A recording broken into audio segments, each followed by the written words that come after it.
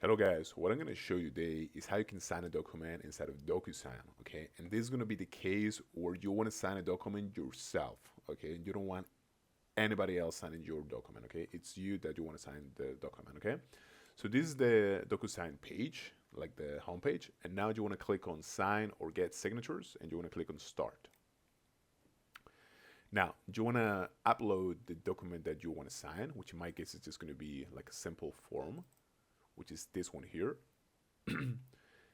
And now you want to click on I am the only signer. Okay. And now you're going to get an email basically with this document, with this signed document. So you want to put your preferred email subject here, okay, which you can customize to your own liking, and an email message, okay, which I'm going to keep blank in this case because this is for myself. It's not for somebody else. So let's click on sign now.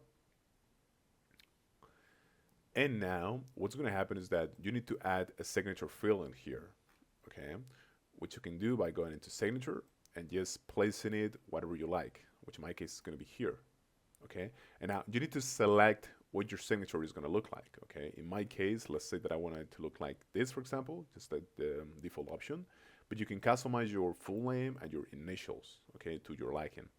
Let's click on adopt and sign, okay. And after you finish, after you're finished, you can just click on finish, and you have to put your email address, okay, which in my case is going to be, this one here.